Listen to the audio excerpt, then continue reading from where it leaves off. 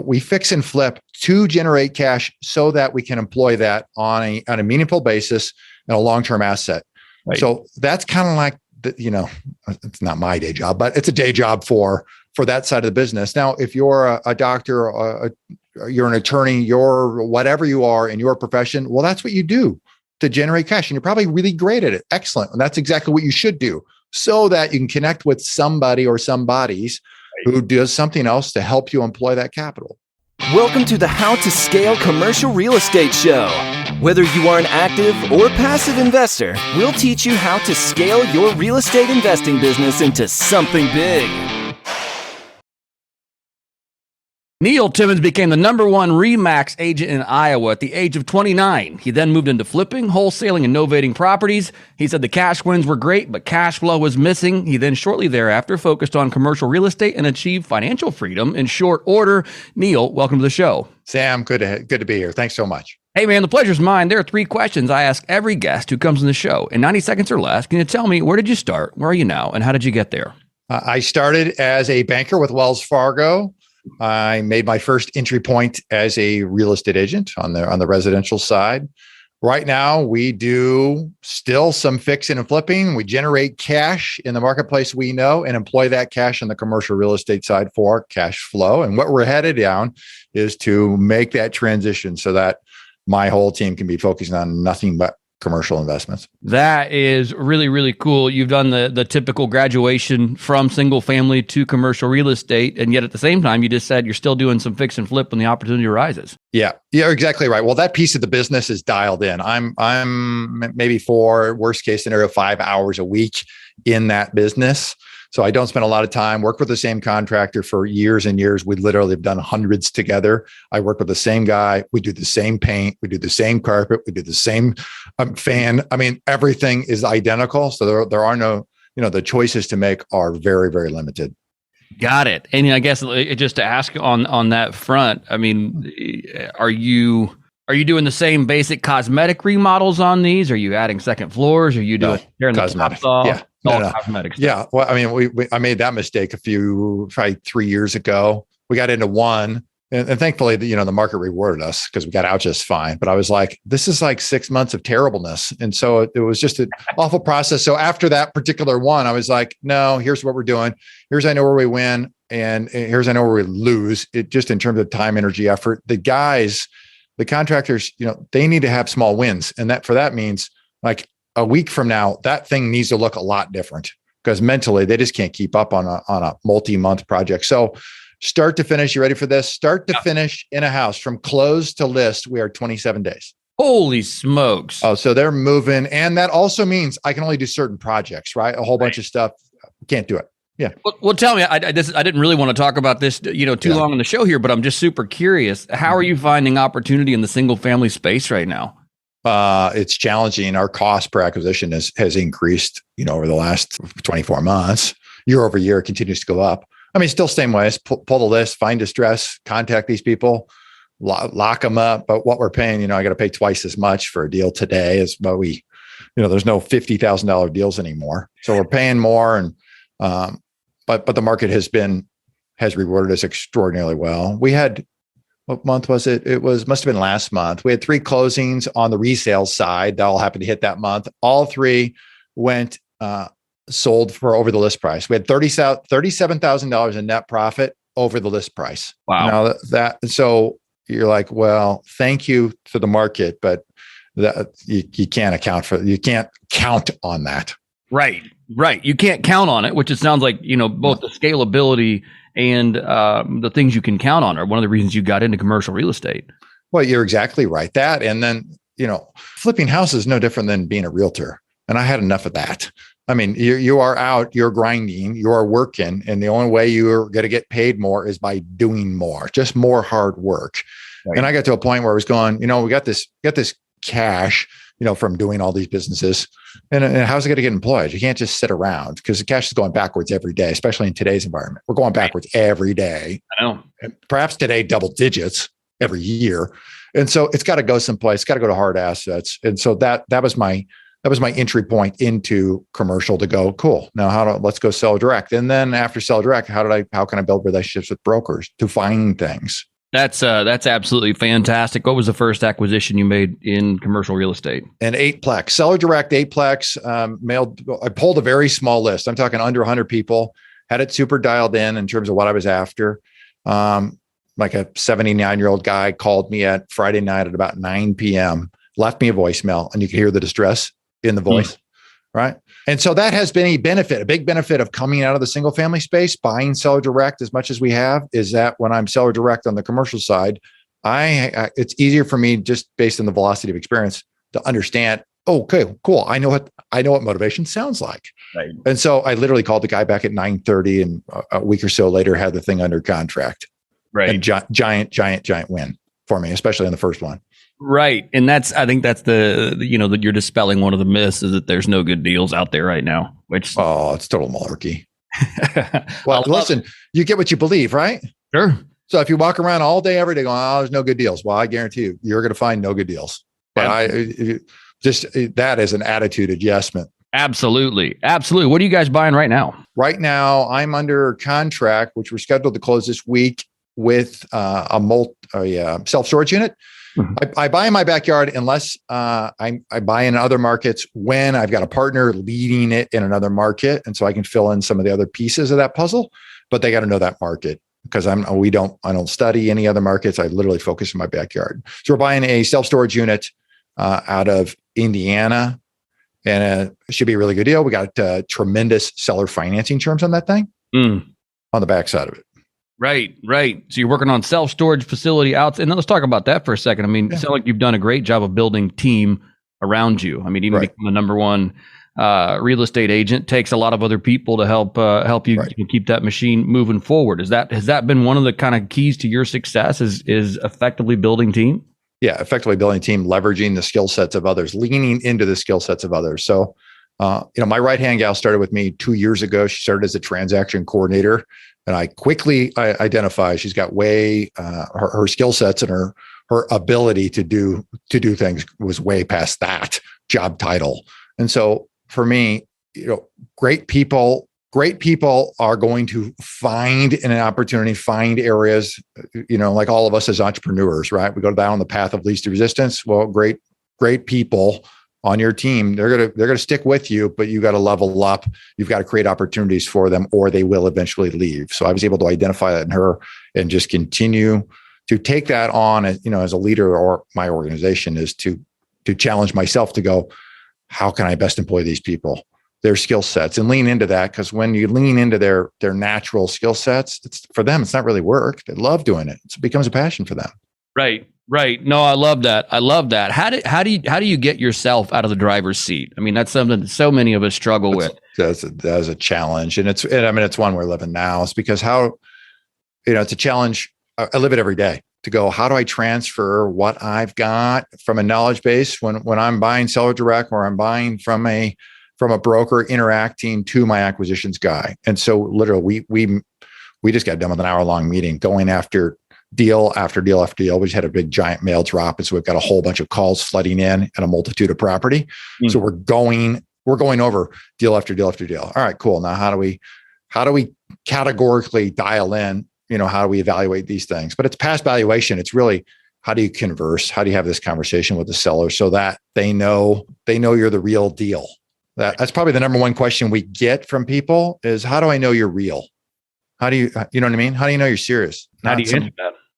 Not some fly-by. Well, yeah, for us, we demonstrate it. It's demonstrated through the conversation we have with someone, because that's like asking somebody, Sam, how do I know you can be trusted? Well, I mean, the answer really is, I could tell you all day long, but you really don't know until you see me demonstrate it day in and day out. And for us, what the conversation with the seller is going down the path of asking the correct questions.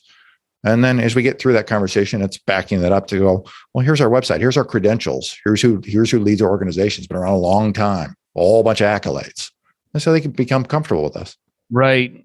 Yeah. I guess when you say normally I would think that when someone says, all right, so tell me about who you are so I know that you're real, you want to start with your list of accomplishments. Sure. Here's our website. Here's our founder, all the blah, blah, blah. But you said it a little bit differently in that you like to ask the seller a series of questions first. Yeah. Break that down for us. That's intriguing to me. Yeah. Well, hey, Sam, to practically reply, hey, that's a great question, but let me ask you a little about your property. Because oftentimes, to know that somebody's really good at what they do or a real, I think you can probably get a better sense of us going down this process to see if we're going to be a fit for each other. At the end of this conversation, I'll tell you what the next steps look like in our world and see if it lines up with you. Does that sound okay? Right. Yeah, exactly. That's great. That's great. I love that. Thanks for that. Thanks for that quick example. And and that becomes, there's two sides to this equation in my mind. When we're buying properties, we're buying seller direct or we're buying through brokers. Right. And so our bread and butter coming from the single family world has always been seller direct. Now we buy 40 or 50% of our deals. About half still come from brokers, primarily off market, direct through brokers. And that has been a terrific source for us. So that involves a different message, right? You're not like mailing these guys a postcard. You got to build a relationship because that takes time. Absolutely. And you guys are buying in a variety of asset classes. I mean, you're not just doing multifamily. It sounds like you're willing to buy anything that pencils and makes sense. How have you effectively scaled across multiple asset classes? Yeah. I said my favorite one is I'm asset class agnostic, and that comes out of single families. Think coming from single family, whether it was a house, a condo, a townhouse, a vacant piece of ground. It didn't take long to get one's head wrapped around to know, oh, there's a market there. I can properly value it. Then I can make a buying decision. Well, to me, that's transcended into the commercial side of things. Some are way easier to get head wrapped around. Multifamily is very simple to get one's head wrapped around growing out of single family. But what the funny part is, once you get into it, you're like, actually, some of these triple net deals on a warehouse or office are like the simplest thing ever. And so that's how I've been able to do it, is just taking the time to educate, to get educated, because we do own a number of things, right? We own industrial, so multiple warehouses. We own offices, medical offices. So we own a variety of assets. Retail, which we've owned retail for about 3.5 years or so. It's probably the third purchase I made. That one, actually, we're reselling it. We've got in my mind, we're capturing the absolute peak of the market in retail for this particular property. It's in the path of progress. So there's some other factors there other than just general market factors. And we're scheduled to close tomorrow on that. Giant win for us. And then we'll reemploy that capital elsewhere. Right. What do you say to people with capital? I mean, I know we've got capital. I think we talked about this early on. It's like capital is a wasting asset. Correct. Where obviously for you, it sounds like you're finding ways to employ your own capital in a meaningful way. But what about somebody that's sitting on capital right now that maybe isn't going to be the direct investor? Where do you see people putting it? Where would you recommend someone put it? Well, I think that's a great question. I think the very simplistic answer is you got to connect with people like yous and me's, the general partners of the world who do this for a living, who, we've got a whole bunch of, think about what I said early on is, we fix and flip to generate cash so that we can employ that on a meaningful basis and a long-term asset. Right. So that's kind of like, it's not my day job, but it's a day job for that side of the business. Now, if you're a doctor, or you're an attorney, you're whatever you are in your profession, well, that's what you do to generate cash. And you're probably really great at it. Excellent. And that's exactly what you should do, so that you can connect with somebody or some bodies who does something else to help you employ that capital. It's very similar.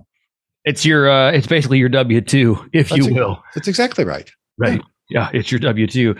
Here's a scenario for you. I got a buddy yesterday. He called me and said, hey, man, I want to get into real estate. Would you recommend that someone skips the single family stage? Or is that something that you say, hey, everybody needs to start there? Yeah, no, good question. I'll rephrase your question. Neil, what would you have done differently? Know what you now know. Right. I'm 18 years into the business now from when I first started as a realtor. I would, what happens, it's easy to make that statement today, say, skip it all, just go into commercial. Right. And that's, knowing what I now know, that's exactly what I've done. But there's a whole bunch of positives and a whole bunch of benefits that are built through confidence and through education that can only get acquired through experience. Right. And so if that means starting a single family, that's exactly where you could start. That's exactly where you can start. Part of this is it's what we do is like the thing to get you to the thing. So sometimes it's not, you're not starting at where you're going to end. You're starting at something so that you can take on those experiences so that it gets you to the thing you actually want to do. Yeah, absolutely. Absolutely. On this topic of advice, is there any bad advice you feel like you've been given along the way that you wish you hadn't heard? That's a good question that I wish I had not heard. Probably, and I'm just trying to think what that might be, right? Or maybe think about the converse of that. What's some really good advice somebody gave you along the way that was pivotal? Really good advice. I mean, I think has grown out of some experience. You know what? Actually, the best advice I ever got, which I give significant thought to. My father-in-law gave this to me about 2 or 3 years ago. We were sitting in his home outside at the pool, and he had just sold his company. He's been in the investment brokerage business for a long, like many years. Sold the company, retired, and so we were sitting there talking and kind of having a conversation just like this. And I asked him, but knowing what you now know, what would you have done differently? I said, you're in the investment business. Literally, I mean, you can invest any day, just like you and I do, but then also you have a business, right? He said, the one thing I would have done differently is I would have invested in my business. I would have been more strategic with who I hire, and I would have invested more into the business because the business paid me way more than any investment ever did. And so that goes back, you touched on early on, is how do I build teams? How do I build those who surround me? Because those who surround me often, offer up and uncover all the opportunities so that our business can capitalize on it. Yeah, I think that's really, really obviously sound advice. Coming from somebody with a long career and also having sold their business, saying, "Hey, this is what I would have done just slightly differently." I think that's really, really cool. You guys bring on outside capital from investors, right? On occasion, yes. On occasion, Yep. Have you seen any shift in investor sentiment on the types of deals they're looking for? Have you seen any shift here with, I guess, just I guess here, what is it, June 21st, we're recording this, so who knows where we're going in the market cycle. Have you seen any shift from investor taste or preferences? Well, I'm hearing two things, and it probably speaks a lot to just the market and the uncertainty. One of them is, hey, inflation's crazy. I've got to employ capital, and it almost, it doesn't matter. I don't want to say not exactly what it's in, but really, if the deal's solid, I want to get it employed. Right. Almost, and largely in an asset class agnostic world. The longer the lease, the better the terms, the better the client, the tenant, underlying tenant base. Great, perfect. And then there's another segment going, things are scary. I'm gonna hold on to cash. I'm not going to do anything. I'm going to wait and see. Right. So you got a segment of folks out there like that, and I'm with you. You hit it on the head. We'll see what the market reveals to us here. But you're asking me where's my dollars and cents going? As long as there's a sound investment in hard assets, that's where it's going. Right. Yeah, that's it, and that makes a heck of a lot of sense. Tell me, I guess, on an investment thesis perspective. I know you said this. Maybe you just captured it right there. Just if it makes sense, that's where your dollars are going. But has there been any shift in the way you underwrite? Has there been any shift in? Well, the underwriting for sure. If you're a kind of a BRRRR methodology person in your underwriting, it's where interest rates going to be a period of time from now. I think on the house side, the BRRRR methodology is dead in my mind, because I think what you're going to, and that's largely a function of the underwriting criteria and comparables, because I think in my mind on the single family side, sales comparables are going to start to pull back, and with a rising interest rate environment, with a pullback of sales comp, you're pickled on the BRRRR side. Now you may have an opportunity still right now, but I think the day is coming where that turns. On the commercial side, because we drive those valuations based on an income approach instead of a sales comparison approach, we've got a greater opportunity to drive that bottom line, thus driving the valuation of the property, so one can still complete a BRRRR, if you will, on the commercial side. Right. Yeah. And that's something challenging. I was having that conversation with an investor today, and I was like, look, we just acquired this property. I don't know where we'll be in 3 to 5 years on a refinance. It's at this point, your guess is as good as mine. So we don't even underwrite a refinance in any of these deals. It's just like, right. I don't know. where you can tell me we're going to be in 3 years, then Correct. I'll give you $100,000 right now. We'll go make a lot of money on that piece of advice. You're exactly, I'll give you a little golden tip that we just employed. The building I'm sitting in, we acquired this about 60 days ago. Yep. An office building, 10 suite office building, 11,000 square feet, 50% vacant. So we acquired it. We moved into the space on one of the suites. So I've got 40% vacant. It cash flows today. Cash flows positive based on where we acquired it. But it required a capital injection. So I had to go in and these other 4 office suites, paint, carpet, painted the exterior of the building, did a few things to get this thing looking nice so that we can actually, get it out in the marketplace. And my intent from the get-go was to complete a cash out refi, right? To recoup some of my cash, my down payment, and my downstroke for the physical improvements, which I paid for out of my own pocket. And so, when you enter a transaction, oftentimes you're like, I don't know where it's going to be. I don't know when it's going to get done, right? So what I did was negotiate a refinance rate on the way in. So I put it's 100 and I'm going off memory. I want to say it's 170, 180 basis points over the 10-year treasury. So what they'll end up doing is give me a blended rate between, my fixed rate that I went into the deal with, and then now a new rate on the new dollars, and then blending the rate. But I negotiated that rate on the entry point. That's really, really interesting. I'm not even sure I would know myself how to do that. I guess you'd have to be a lender, or, how does that conversation shake out? Yeah, it's a lender I've used once or twice before, but I knew, the intent with everything is, well, let's go in with knowing what your intended exit is, right? Right. So my intended exit was, I want to recoup some dollars, get it set in place, and then I'm just going to let it cash flow.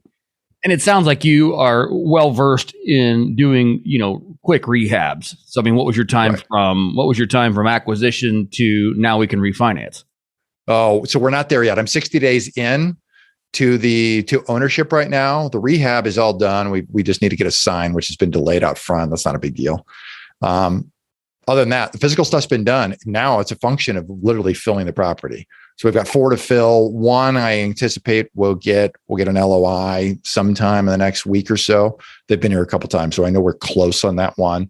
So if I fill 3 of the 4, and then at that point, the appraisal will match it to justify us going and refinancing.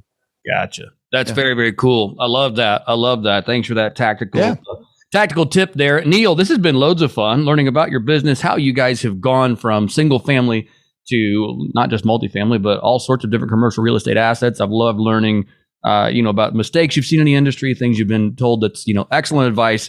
Loved hearing, again, kind of some of your tactical pieces of insight there on, how to build in refinances on properties, that you're just now acquiring. If you can refinance it within a certain window. Yeah, it's been a blast learning from you and hearing your story. If our listeners want to get in touch with you or learn more about you, what is the best way to do that? Yeah, no, great. Well, it's been a lot of fun being here. I'm going to give 2 things. One, I wrote a little cheat sheet, how to uncover off-market commercial deals, the who, the what, the where, the how. So if you guys want to get that totally free, just go to my website, legacyimpactpartners.com/gift, GIFT. So legacyimpactpartners.com/gift. You can check me out on LinkedIn. I'm on Facebook, Neil J. Timmins. Like most of us, should be easy to find. Fantastic. And for those of you who are listening, that's Timmins spelled Timins. Got it. Neil, thank you so much for coming on the show today. I certainly appreciate it. Pleasure.